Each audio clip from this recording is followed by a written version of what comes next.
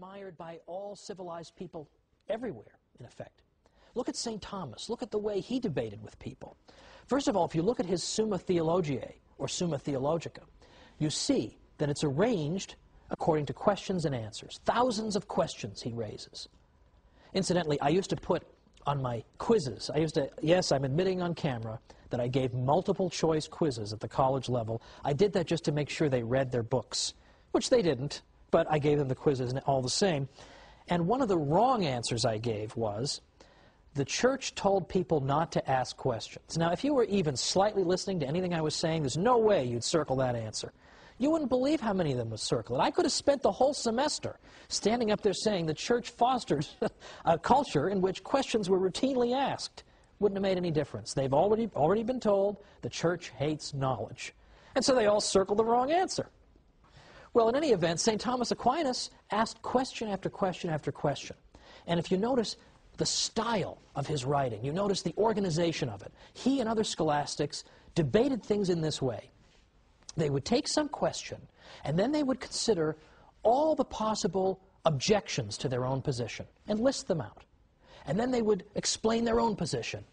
And then they'd go back and they'd answer the objections.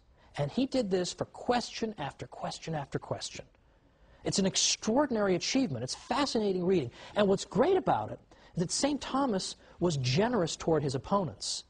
St. Thomas wouldn't just make up some ridiculous argument, attribute it to his opponents, and then say, aha, I triumphantly answer this person. No, he would present his opponent's arguments as persuasively as he could. At least try to make it a little interesting, right? He would portray it as accurately as possible and as persuasively as possible. In fact, in some cases, St. Thomas would even think up arguments that his own opponents hadn't even thought of. And he would say, well, wait a minute, you guys also have this argument and this one. I'll give you those, and then he'd answer those. I mean, that is an honest debater. That's what Western intellectual life was like, and you see it in St. Thomas. It's organized in effect, the format of a debate, an ongoing debate with antagonists. That is an extraordinary achievement. That is what our Western civilization is about. It's not just uniformity, it's debate and discussion. Now, one of the great historians of science in our day is a man named Edward Grant. And he looked back at these medieval universities not long ago, and he found something very, very important there. And he said this, he said, what made it possible for Western civilization to develop science and the social sciences in a way that no other civilization had ever done before? The answer, I am convinced, lies in a pervasive and deep-seated spirit of inquiry that was a natural consequence of the emphasis on reason that began in the Middle Ages. With the exception of revealed truths, reason was enthroned in medieval universities as the ultimate arbiter for most intellectual arguments and controversies.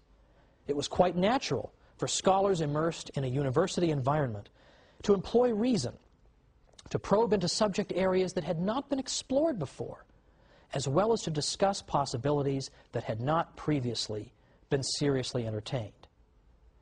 And Professor Grant went on to say that the commitment to reason and rational discussion that we see in the Middle Ages and that we see in our modern world, this is one of the great gifts of the Latin Middle Ages to our world.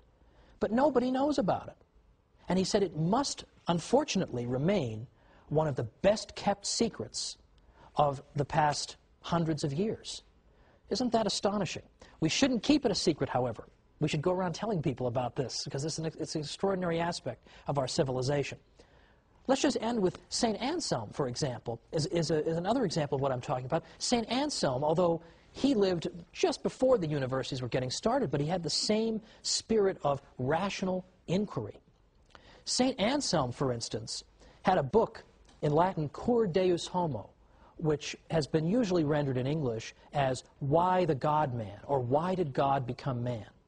Because St. Anselm used purely rational argument to try to consider, why did God do the extraordinary? Why did he become man and dwell among us? If he wished to reconcile the human race to himself, why did he not simply make a declaration from heaven? Why did he become man? And St. Anselm explained this by using his own reason, thinking about it. But what St. Anselm is known for the most, perhaps, among philosophers, is that he asked another rational question: does God exist? And he began to use reason to try to uncover the answer to that question. Does God exist? St. Thomas picked up this question, of course, and he had 5 ways that he used to demonstrate that God existed.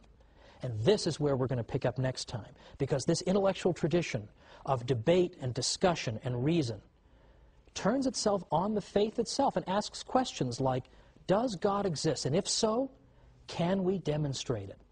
And I'm going to suggest that they did it. How did they do it?